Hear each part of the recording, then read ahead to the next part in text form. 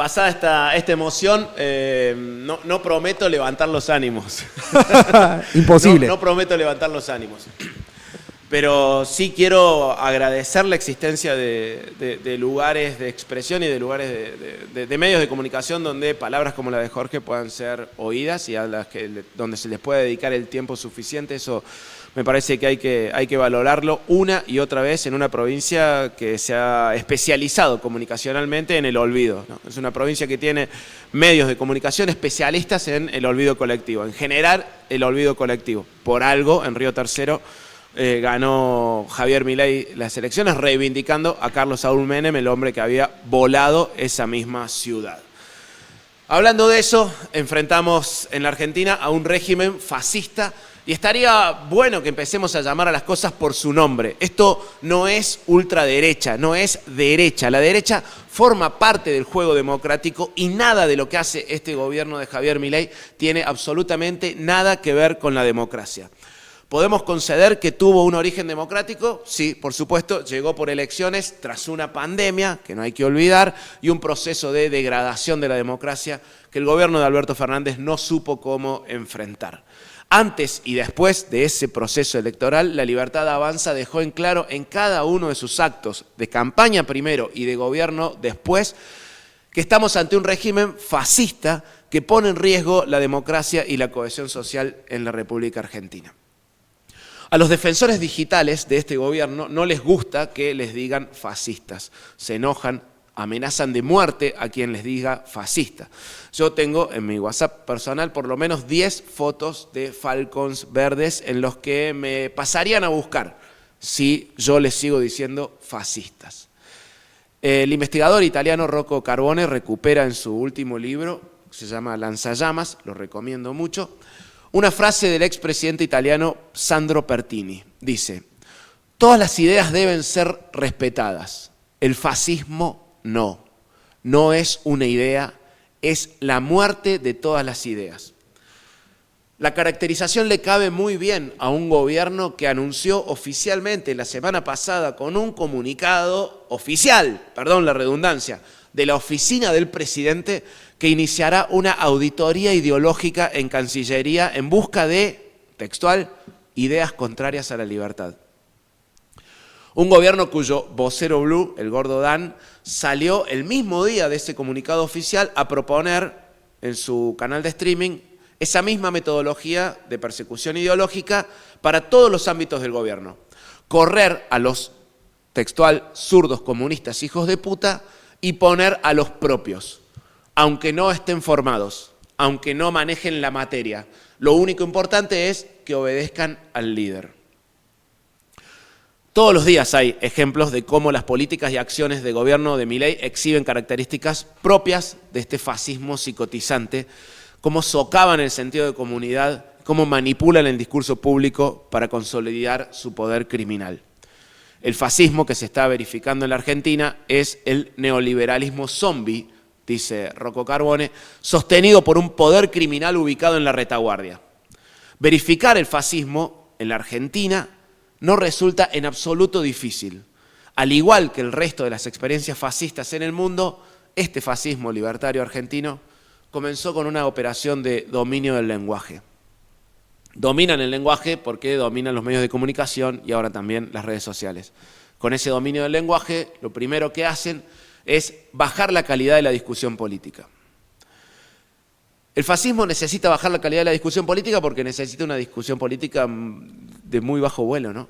Necesita un enemigo y nada más, un zurdo comunista hijo de puta, nada más. La casta empobrecedora y todo eso. Si ustedes hacen un poco de memoria, recordarán que en Argentina 2014-2015 la discusión política era de altísima calidad, de altísimo vuelo. En Argentina de 2014 y 2015 se estaba discutiendo la democratización de las fuerzas de seguridad, la democratización de los medios de comunicación, la democratización de la justicia, la soberanía energética, la soberanía espacial. Literalmente la calidad de la discusión política en la Argentina estaba en el espacio, en la estratosfera. No quería decir la palabra porque remite a una persona a la que no estábamos recordando con cariño hace unos minutos. Nos bajaron tanto la calidad de la discusión política que de discutir soberanía energética pasamos a discutir si el Estado tiene que repartir los remedios o no, si el Estado tiene que sostener las universidades o no, si el Estado tiene que sostener los hospitales o no, si el Estado tiene que repartir los fideos que compró el gobierno anterior y que se están pudriendo en galpones o no. Te bajan la calidad de la discusión política para que en lugar de discutir la redistribución de la riqueza, discutas si sos zurdo o no sos zurdo, si sos parásito o no sos parásito, si sos un mandril o no sos un mandril. Te redefinen todo el tiempo conceptos económicos para confundirte, para decirte si esta inflación paró o no paró. Te dicen que paró la inflación el mismo día que te anuncia que la nafta vuelve a subir, que suben todos los impuestos, que generan un clima de absoluta confusión.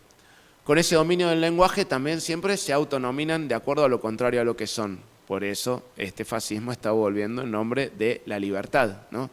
Cuando no estaban juntos ni eran ningún cambio, se llamaban Juntos por el Cambio. Ahora que avanzan contra todas las libertades, se llaman La Libertad Avanza. Con ese dominio del lenguaje crean un enemigo inexistente también para el cual ellos son la única solución posible. Es exactamente lo mismo que hizo Hitler con los judíos. Convenció a la sociedad alemana de que el problema eran los judíos y que la única solución posible era el nazismo. Es lo que hizo Benito Mussolini con el Partido Comunista en Italia. Convencer a la sociedad de que el Partido Comunista, totalmente desarticulado en ese momento en Italia, era el problema y que la única solución era el partido fascista. Milei utiliza la misma técnica con la figura de la casta política. Una especie de enemigo omnipresente que produce crisis constantemente y que es la raíz de todos los males, cuya eliminación además justifica medidas autoritarias. Lo mismo que hizo Hitler, lo mismo que hizo Mussolini, lo hace Milei, con esa casta que nunca queda claro bien qué es, porque primero eran los empresarios que le escribieron la ley bases, después era el macrismo que está cogobernando, después ahora son los jubilados, son los estudiantes universitarios, son los médicos. La eliminación de la casta justifica despidos masivos, de financiamiento de universidades, de financiamiento de hospitales. Todos los fascismos utilizan esto también para socavar tu sentido de comunidad, para tratar de convencerte de que no sos ese enemigo, por lo tanto estás medio a salvo de eso. Así fomentan tu individualismo extremo, así estigmatizan la solidaridad. Así, si querés hacer algo por el otro, inmediatamente formas parte de la casta. Un comedor comunitario es una guarida de delincuentes. Te quieren aislado, solo, sin capacidad de reacción. Todos los fascismos concentran el poder, debilitan las instituciones. La ley Bases, la ley Hojarasca, son leyes de concentración de poder y destrucción de todas las instituciones que garantizaban nuestros derechos en la Argentina. Todos los fascismos promueven la persecución ideológica y la violencia institucional. Javier Milei defendió abiertamente la semana pasada, el viernes, el gatillo fácil. Les dijo en un acto oficial a los policías de la Federal que la doctrina de seguridad nacional es disparar primero, preguntar después. Milei habló del escarnio kirchnerista hacia las fuerzas de seguridad. Se ve que para el presidente el mejor salario de la historia para nuestras fuerzas de seguridad era un escarnio. En cambio, gastar más presupuesto en photoshopear la papada del presidente que en equipamiento para la policía parece ser un merecido homenaje, darle a las fuerzas de seguridad el lugar que siempre deberían haber tenido.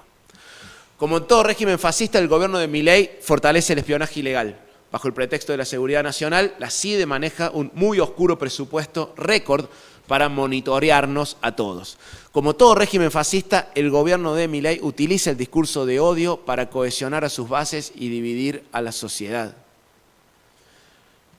El festejo de Marilú en la puerta de AFIP es un ejemplo de esto que estamos diciendo.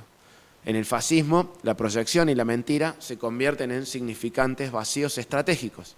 Marilú, cuando fue a proyectar en los demás su propia violencia y luego presentarse como víctima, llevó adelante una estrategia típica de los fascismos: crear un enemigo difuso que facilita la cohesión de las bases militantes, en este caso de la Libertad Avanza. Así, el trabajador público demonizado se convierte en un blanco fácil, mientras que el propio movimiento libertario avanza bajo el disfraz de víctima, víctima de la casta. La contradicción en ese relato queda oculta tras un velo de inocencia, como si la violencia fuera siempre externa a los libertarios y jamás emanara de ellos. Y la verdad es que son una fuente inagotable de violencia, patoterismo, crueldad y provocación. El fascismo es, por esencia, un régimen de proyección. Al transferir sus propias crueldades y manipulaciones a sus víctimas, construyen una narrativa donde la mentira se convierte en verdad por repetición y sobre todo por saturación. Marilú y cualquiera de estos influencers libertarios, y el presidente, también influencer libertario, no solo mienten y tergiversan. En el acto mismo, es el acto mismo de acusar a otros de lo que ellos están haciendo, lo que forma el núcleo de la cohesión fascista. Por eso se creen sinceramente paladines de la libertad, aun mientras oprimen, humillan y subyugan a sus propios compatriotas. El fascismo se sostiene porque encuentra sus demonios fuera de sí mismo. La proyección les permite a las bases fascistas reafirmar su inocencia y proyectar en el otro la culpa de la crisis que ellos mismos han creado y están profundizando. En ese contexto, el poder criminal ubicado en la retaguardia que sostiene este fascismo verificable en la Argentina son, obviamente, los sectores que hoy disfrutan de las medidas que empobrecieron a la población. La reducción de impuestos a las grandes empresas, la eliminación de regulaciones que protegen a los trabajadores y las facilidades asombrosas para la fuga y el blanqueo de capitales explican ese apoyo de quienes financian a los medios de comunicación que aún hoy sostienen y difunden la idea de que hay que darle una oportunidad, hay que darle un tiempo. Nosotros creemos que no. Y en ese escenario, el fin de la cefalía del Partido Justicialista y el liderazgo de Cristina como figura capaz de unir y movilizar a la sociedad en defensa de la democracia y los valores comunitarios, abre finalmente una esperanza e invita a la sociedad argentina a unirse en defensa de la democracia. Porque lo que está en riesgo es eso, ¿no? Y en sus mejores versiones, el peronismo ha sido fundamental en la construcción de una Argentina más inclusiva y democrática. La conducción de Cristina es una invitación a construir el mejor peronismo posible. ¿Cuál es el mejor peronismo posible? Bueno, el que se parece al mejor peronismo que vivimos. ¿Cuál fue el mejor peronismo que vivimos? Sí, el de Juan Perón, el de Eva Perón, el de Néstor Kirchner y el de Cristina Kirchner. A una de esas 4 figuras la quisieron asesinar hace 2 años. Y fíjate lo que son las cosas. Si Cristina conduce, ninguno de los 4 está muerto.